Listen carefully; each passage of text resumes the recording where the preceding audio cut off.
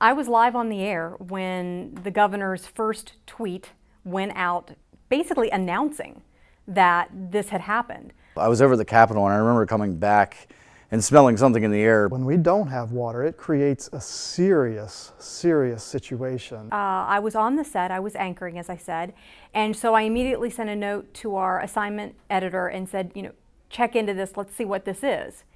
And finished anchoring the rest of that segment of the newscast. During the commercial break, came out, checked in, we'd gotten a little more information. We'd confirmed that yes, this came from the governor's office and it is a do not use order. Well, one thing I do remember about it is that I was over at the state capitol earlier that day.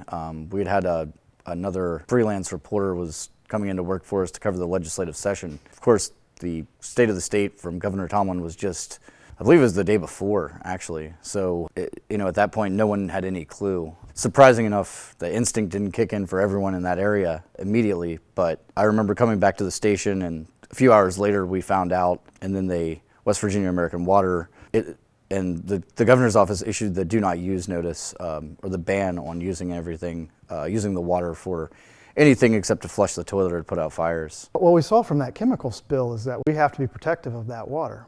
I mean, we have to be protective of that water because so much of our state, so much of our businesses, our economy depends on it. It is not just people who care about the environment. They care about the environment because of its value to the people that live here. When we were doing Streamlab and looking at the centers and sort of educating ourselves within the class, our original impetus for that was the chemical spill in Charleston, but it was like opening up a Pandora's box of issues about water, not just in our state, but nationwide, and realizing the sort of precariousness of water quality and the security of water quality. We learned through this process that there really hadn't been an oversight process for above ground storage facilities in West Virginia.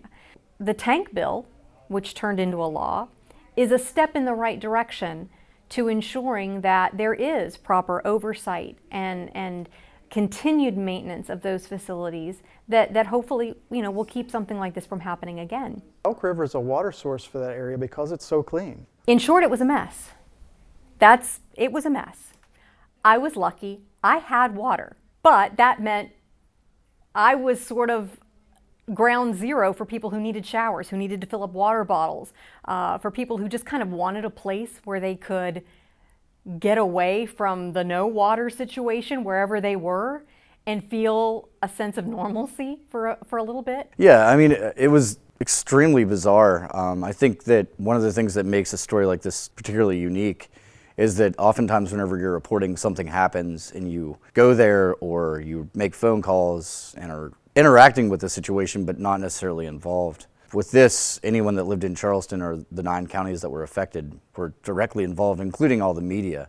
So I think that, unless it would be a situation like a journalist had a family member involved in a news story or a friend or another colleague, you're not really affected by the piece itself as far as the incident happening. This was not handled well, in my opinion, at multiple levels.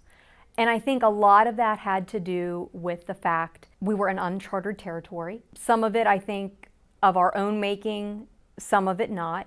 This was a chemical that we knew about and had been a part of the coal industry and the cleaning process for a number of years, but had not been studied. So there's a lesson in that, that the less we protect, the more dependent we become on a very, very scarce resource, and the more vulnerable we are to spills like this.